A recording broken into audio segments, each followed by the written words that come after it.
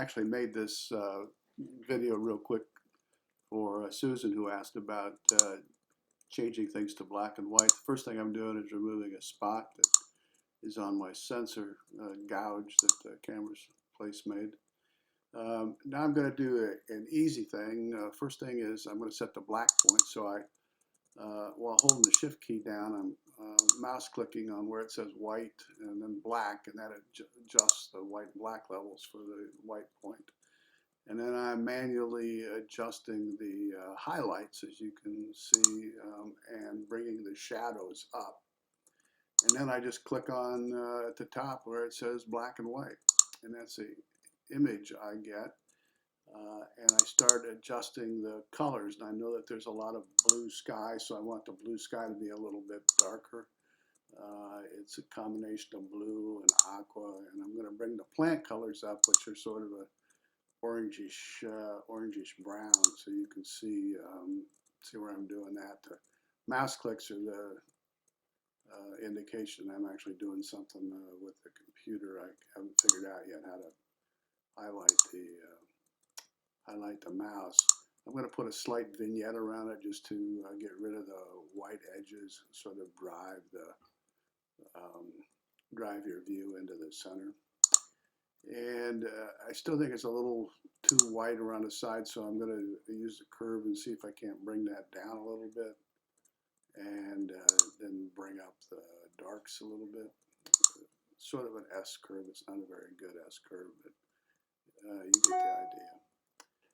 And I'm going to unsharpen it because it appears that there's a bit of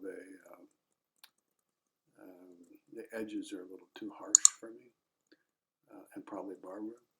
So that's it, and I'm going to go down. There's a couple different ways you can do that. The easiest way is to hit the V key, which is your shortcut for just go black and white. I've just reset everything, so the first thing I'm going to do is click on that, get rid of that spot again. Now I'm going to go to look where it says Adobe Color, that little grid. I'm going to click that little grid. Now I've got some other presets in there I'm going to get rid of. But if you look here, it says black and white, and there's a whole group of presets that you can choose. I'm just highlighting one. Just go back and forth over and find which one you want. I'm not partial, and I'll be honest with you, I don't use this too much, but it is what it is, and so I'll just pick one. And it describes what each one of them does. This one happens to be a red filter, which filters a lot of the red out, and of course that's going to get rid of some of the orange too, so I'm going to lose the highlights of the plant, which I don't like, but get rid of it again. I'm messing with the vignette a little bit, and of course that brings everything down. So this is not my favorite black and white conversion. So I will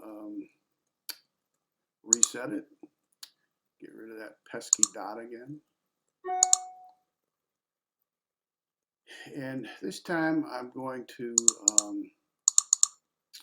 set in the white point. And I'm going to go over to the left side of the screen, and I happen to have a bunch of presets. I got them from Gavin Seam. You can find presets everywhere. LightRoom comes with some presets, and they're just shortcuts. I, in truth, don't really use them anymore. I did one several years ago, and that's how I ended up having them. And I've never gotten rid of them. I have lots of them. I end up going back and, as you can tell, resetting everything. So that's the end product I get with, and I'm not real crazy about it. So